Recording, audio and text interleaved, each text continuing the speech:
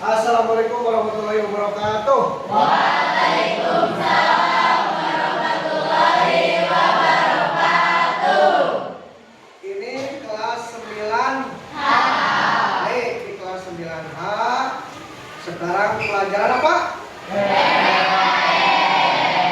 Alhamdulillah di kelas 9H sekarang bagian pertemuan ke-6 ya. Berdoa dalam hati, diturunkan kepalanya sejenak, dimulai.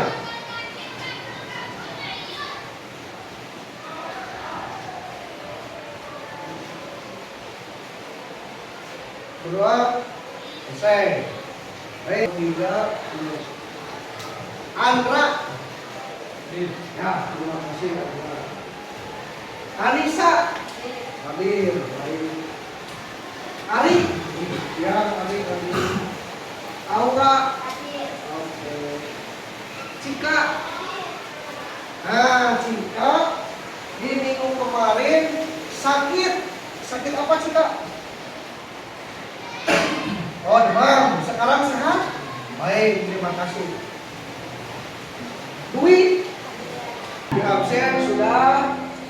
Sekarang kita melanjutkan bab seterusnya atau sub seterusnya yang minggu kemarin kita menjelaskan tentang makna alinea. Dan kalian sudah pahami mungkin dalam makna alinea tersebut ada berapa linea? Ada dari sini semuanya sudah bisa undang-undang dasar ya? Sudah. Sebutkan alinea kedua.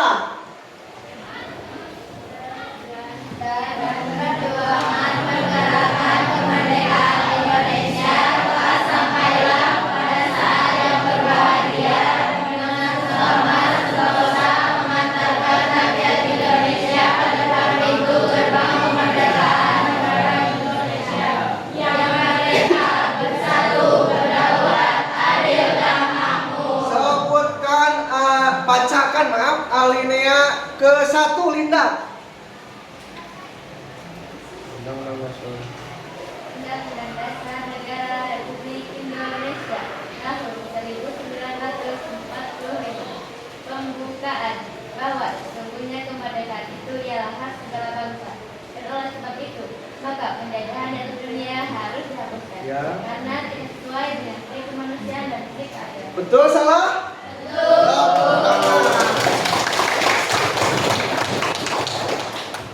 Ya, sekarang kita lanjutkan ke bagian C, buka bukunya halaman 45.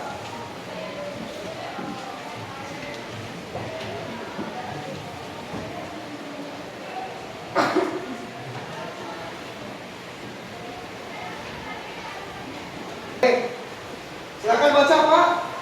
Sikap positif terhadap pokok pikiran dalam pembukaan Undang-Undang Dasar 1945. Baik, saya sebelumnya mau bertanya dulu sebelum menjelaskan. Ya, menurut kalian siapa yang tahu pemikiran tentang sikap positif? Yuk, coba.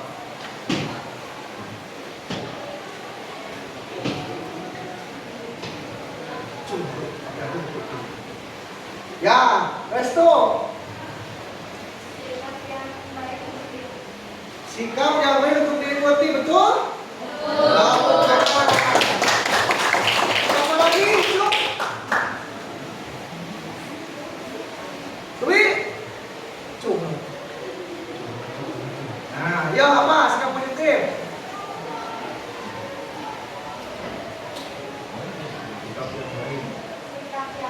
Ya, betul. Tepuk tangan.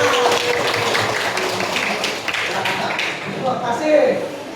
Baik, di sini ada dibaca dulu ada Undang-Undang Dasar Negara Indonesia tahun 1945 memuat aturan pokok yang diperlukan bagi negara dan pemerintah. Jadi bangsa kita, bangsa Indonesia itu membuat aturan-aturan pokok dulu sebelum kita melakukan bersikap yang positif, serta berdasar falsafah dan pandangan hidup bangsa. Nah, di sini dasarnya apa? Dasar falsafahnya di sini ada pandangan hidup. Pandangan hidup kalau nggak salah diajarkan di kelas 8 ya. Ya, di kelas 8. Bangsa tersebut telah berakar dan tumbuh berabad lamanya dalam kampung melalui sejarah bangsa Indonesia. Jadi kalian di sini sudah jadi tugas kita bersama. Tugas kalian, tugas sebagai siswa-siswi pelajar di SMP Yusuf Cipaku, termasuk generasi penerus bangsa. Saya tadi katakan bahwa sebelum melaksanakan berdoa bahwa kalianlah sebagai generasi-generasi penerus bangsa yang akan datang. Sekarang kalian sedang apa? Sedang melaksanakan pembelajarannya. Jadi kalau misalkan kalian tidak didasari dengan pendidikan, dengan ilmu-ilmu yang kalian terima setiap hari, sekalian sekolah, setiap hari kalian melaksanakan ibadah dan sebagainya. Ada pembelajaran di sekolah, ada pembelajaran di rumah, ada pembelajaran di madrasah. Banyak ilmu-ilmu yang harus kalian memang tekuni dan pahami. Untuk apa, Pak? Untuk nanti kalian sebagai bekal nanti yang akan datang. Siapa tahu nanti sekarang tahun berapa? 2025. Kalian nanti SMA berarti 3 tahun 2029 ya. 2029. 2030, 31, 32, 33 kalian sudah sarjana S1. Nah, di 2040 atau 2035 itulah bagian kalian sebagai pemimpin generasi penerus bangsa. Apakah kalian sudah siap? Harus siap. Karena apa? Karena sekarang sudah didasari yang namanya ilmu. Harus bisa mencerminkan sikap positif kita.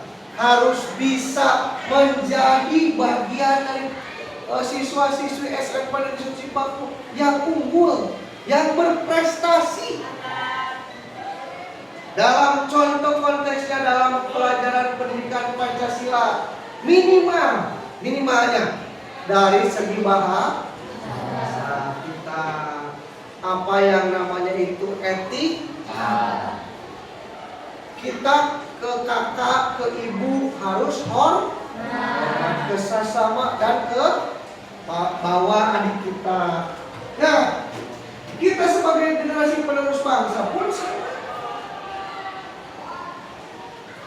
harus mempunyai jiwa NKRI. Apa NKRI?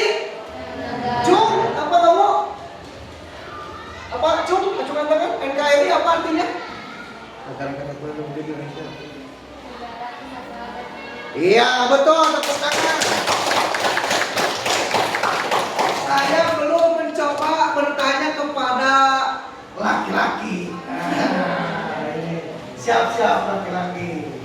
Saya bertanya nih, apa arti dari UUD? Cung, Rafi. Acungan tangan, yuk. Apa? Iya, betul. Baik, terima kasih. Dilanjutkan lagi ya. Nah, untuk mempertahankan kelestarian pokok-pokok pikiran dalam pembukaan Undang-Undang Dasar Negara Republik Indonesia tahun 1945. Pokok-pokoknya dari poin-poin alinea ke-1, pokok kedua, ketiga, dan keempat kalian harus tahu dan kalian harus bisa mempelajarinya dan bisa melaksanakannya. Contoh di alinea ke-1 baca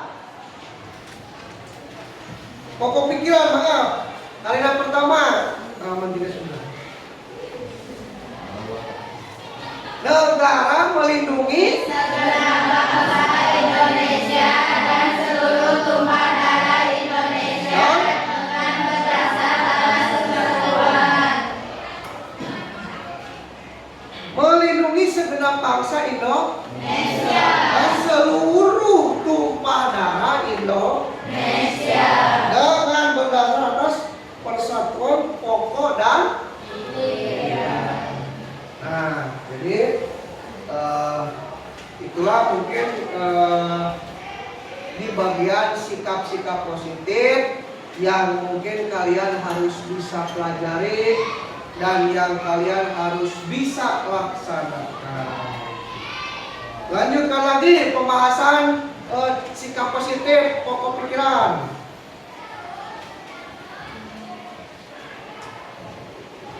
Dengan demikian, pokok pikiran pembukaan Undang-Undang Dasar Negara Republik Indonesia tahun 1945 tidak hanya sekedar apa? Menjadi rangkaian kata-kata tanpa menjadi apa? Pegangan hidup dalam kehidupan bermasyarakat, berbangsa dan bernegara. Nah, jadi bukan hanya sekedar apa? Kata-kata atau ucapan yang kalian harus laksanakan, yang kalian harus pelajari itu sikap-sikap positif. Pemberian dari yang lalu. Contoh hal kecil. Dalam 17 Agustus 1945 suka dilaksanakan apa? Cung. Acungan tangan, ayo. Apa tidak? Apalagi selain apa? Hari 17 Agustus? Ya. Upacara hari memperingati kemerdekaan Republik Indonesia. Itu kan peninggalan sejarah. Warisan dari leluhur yang patut kita harus apa? Dilaksanakan dan dipelajari. Contohnya untuk mengisi kemerdekaan tersebut sekarang kan tidak lagi di penjajahan ya. Sekarang diisi oleh yang namanya apa? Dengan hal-hal yang sikap positif, membuat kaca-kaca, membuat apa lagi? Ayo, ready? Ya, siapkan. Mau bertanya apa? Apakah falsafah itu? Siapa yang mau menjawab pertanyaan Lenny? Ya. Pandangan hidup. Pandangan hidup bisa betul? Betul? Iya. So, laki-laki cung yang mau bertanya. Ya. Terima kasih. Baik, itu mungkin penjelasan dari saya tentang sikap positif terhadap pokok pikiran dalam pembukaan Undang-Undang Dasar tahun 1945. Ya, mungkin itu yang bisa saya sampaikan. Apa yang saya katakan, apa yang saya mungkin bicarakan tadi, mudah-mudahan kalian bisa mengerti.